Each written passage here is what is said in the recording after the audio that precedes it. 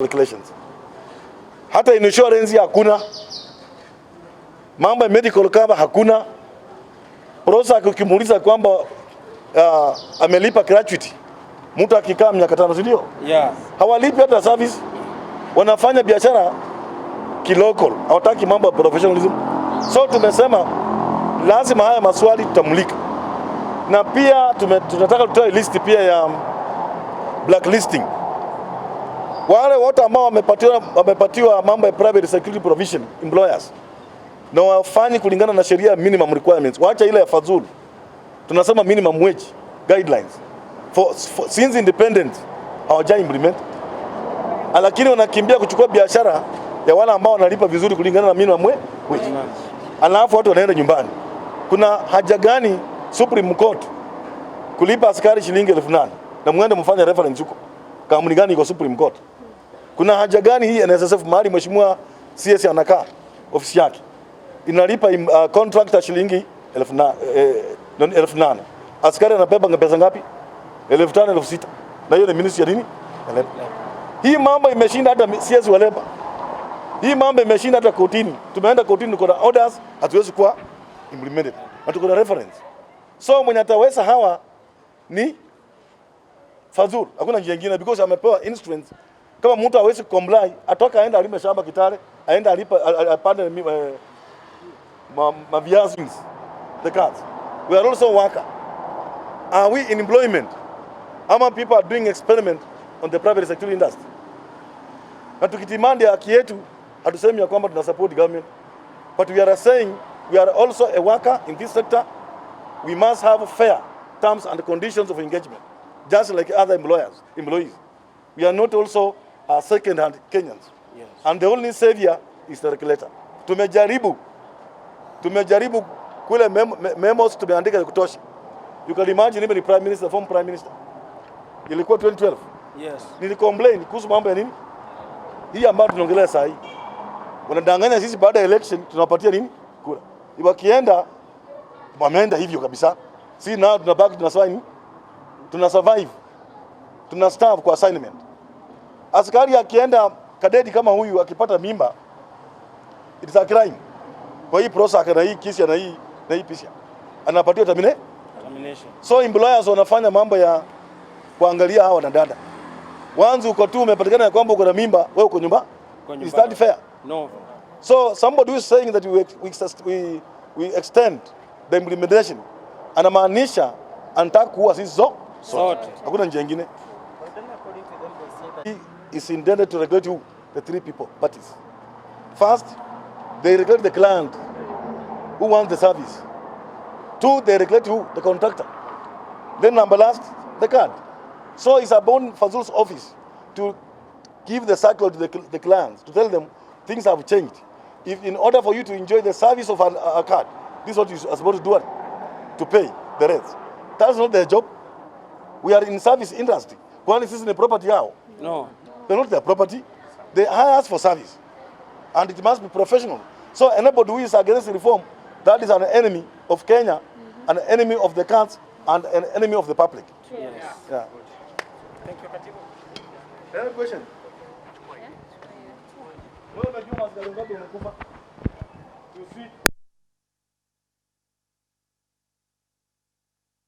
The market rate drives between 25,000 to around 35. Most organizations can afford within that range. Either they will tell you you can give us a guard at 25 or 28 up to 35. Now we are being told that now we have to pay the guards 27.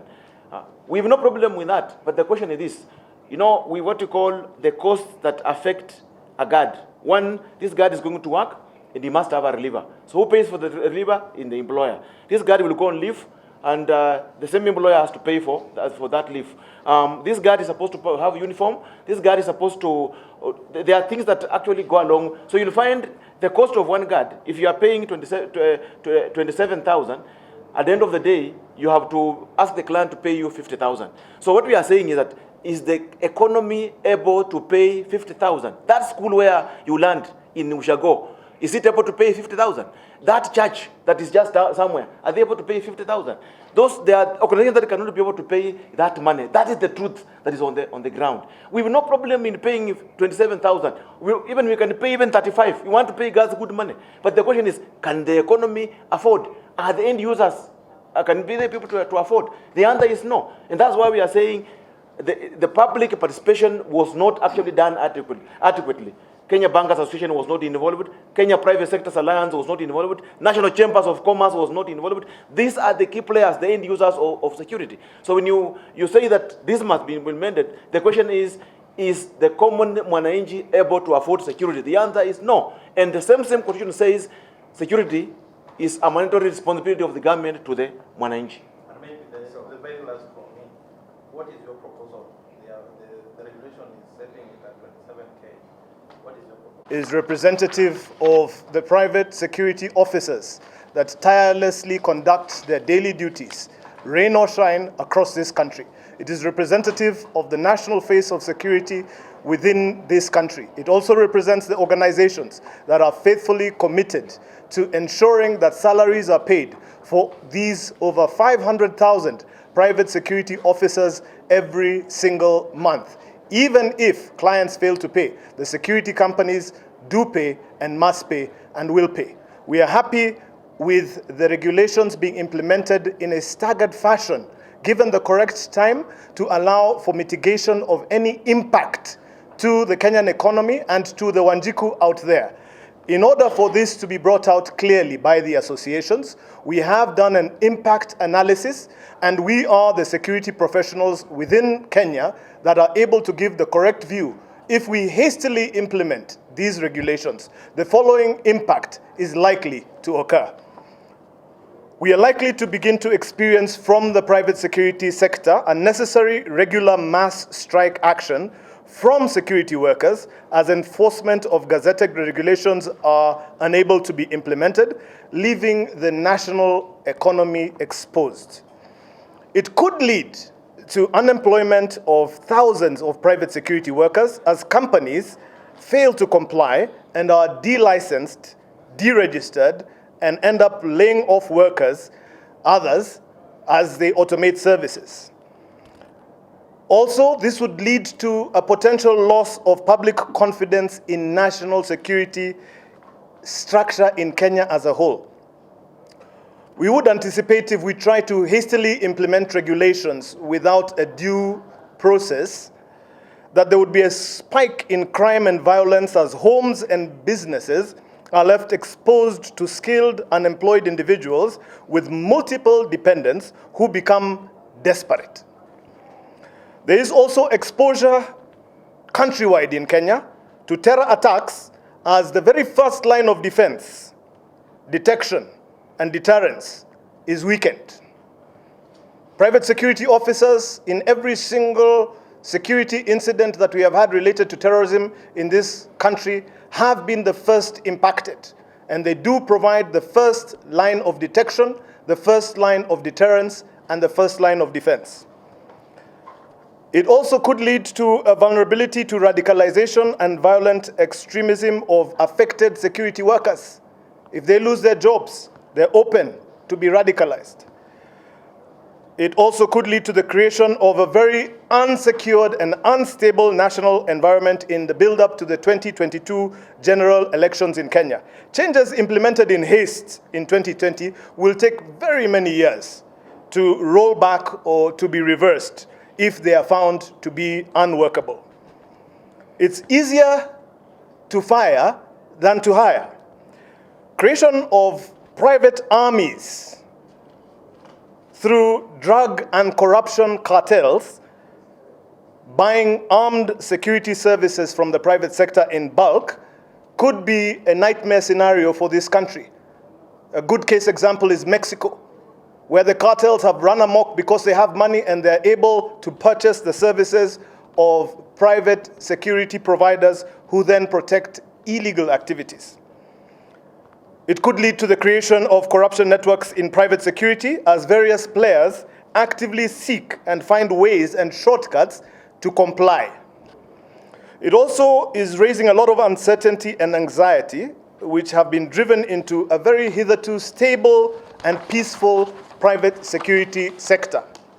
We're also highlighting, as the security industry associations, that this could lead to the loss of tourism as Kenya loses its place as a destination for the hospitality industry, as we are impacted across the country because of insecurity. And this is one of the economic pillars of this country. Another case in point, again, is Mexico. Very few of us want to travel for holiday to the country of Mexico due to the drug cartel problem in Mexico. Private security sector, for the first time in Kenyan history, is witnessing the emergence of a monopoly player with an intention of market dominance, which is a very unhealthy development in our humble estimation. Also, this could potentially lead to the emergence of what we call rogue security operators. We have seen around the world private security contractors and private military contractors taking advantages of regulations which are not properly implemented. Security is a critical factor in all aspects and in the economic sectors in this country. One of the other highlights for us is youth unemployment and indiscipline instead of creating jobs for our youth and very clear career pathways through properly developed and harmonized national security training curricula. For example, the one of NITA.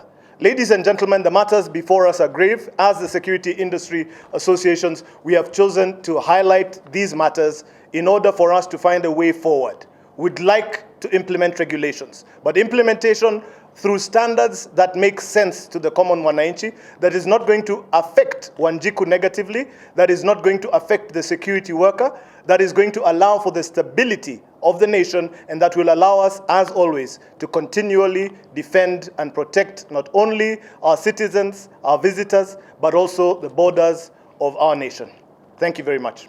Therefore, I'll allow some few questions. Gazettement of the regulations are done, all the positions become vacant. Right now, we don't have any board in place, and that's why we are talking about the board. It needs to be in place to maybe control the office in the Private Security Regulatory Authority. You'll also note that the authority came into being in 2016. 3 years down the line, we only have one employee as a CEO. That capacity needs to be built so that we have a proper board in place. The sixth item that we need to talk about will be the Private Security Fidelity Fund. In the Act and the regulations, it is stated that we have to constitute a board. And in the regulations and the Act, it is stated that there will be only 4 members of the board. That is the PS Interior, the PS Finance, and ex officio. And then the last one would be one representative of the provider. We are saying that we need more representation in this Fidelity Fund because it is the members' fund that is going to be monitored by this board. The seventh issue is licensing and fees in the Private Security Regulatory Authority. The tabulation given by the authority is that private security providers will have to pay a fees up to the tune of 2 million shillings per year, which we tend to believe that this is too punitive. And there are also very many duplication issues such that we need that one to be harmonized. In actual sense, we are saying a fee of between 50,000 to 100,000 can be accommodated by the private security players. We have other countries like Uganda where they are having these regulations, and their fees are very much in accordance to their way of living things and the economy. Again, in the fees, it is stated that a guard or anybody who is working as a security provider will have to pay 1,560 shillings per year. if you note the amount of money, when you take the 500,000 guards, multiply by the number of the amount of money, it is a lot of money, and that one needs to be checked. We also note that directors, partners, and trustees are supposed to be paying a fee of 24,000 shillings yearly, which again we are asking, why should somebody who is a director and is not actively in the business going to be paying 24,000 shillings when he or she is at home?